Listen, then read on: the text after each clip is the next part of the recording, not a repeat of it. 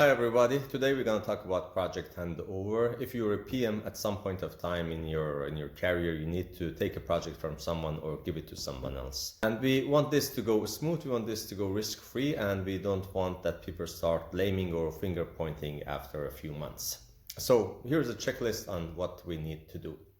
Number one, have a one-to-one meeting with your other PM and review all the major aspects of this project as if this was a new project to start with. Review the scope. How much of the scope has been delivered? What is left to do? Review the budget. Has the budget been used proportionally to the scope that is delivered? And especially, do we have enough budget for the remaining of the deliverables?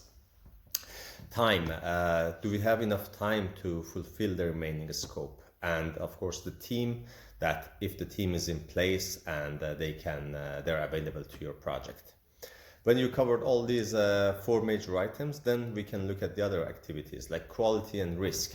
Do we have any quality issue? Have we identified all the risk? Has any new risk have happened since the beginning of the project? Think about procurement, think about subcase. Do you have all the subcase in place? Is there any open dispute going on with them? Are we in good terms with them on financially and technically? Communication plan, stakeholders, are we talking with everyone that we need to talk with? Have any new stakeholders emerged since the beginning of the project? For instance, has a new department came in and now they're a stakeholder, but their requirement has been missing. And also, are we communicating with everybody that we need to communicate? Does everybody knows about our project and where we are in this project? When you have done this with the PM, then you're able to create the baseline and move to the step number 2, which is you need to go and talk with the project team, your project team. I would say if the team is around 10 people, take your time and go and talk with all of them. If the team is larger, of course, you cannot talk with everybody, but at least talk with the leads or the core team so that you have their point of view. Especially, it's important to know what they think about scope fulfillment, what they think about quality issues, what they think about time and risk. Because after all, those guys are the one that you're going to work with them in the future, and you need to be on the same page with them. You can also find out that if the team is functioning well and or if there is any issue with the team.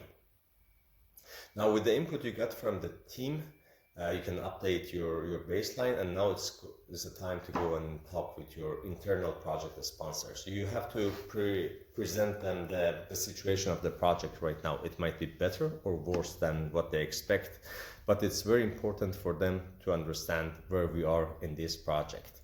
And you should also agree with them that if the project is not on track, what needs to be done. So you should not take over a project when there are already open issues and there is no decision made on them.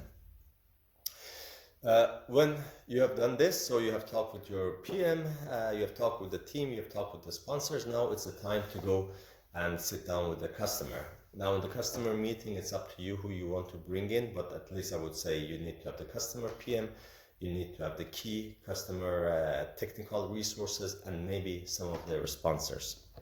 Very important is that you talk with them and make sure they agree with you on the deliverables, on the scope fulfillment. Very important again is that to make sure that they have included all the stakeholders. They haven't changed their requirements since the beginning of the project, because that's what's called for a change request, and this is a good time to bring it up. Agree with them on the list of the risks that you have, and if there is any open quality issue from their point of view. If you need more time or if you need more money, this is actually the time to bring it up and come to a resolution with your customer. And of course, be open to them and ask them about any other open items they might have. If you do all these 4 steps, then I think you're in good shape and you're good to go and take the lead on your new project.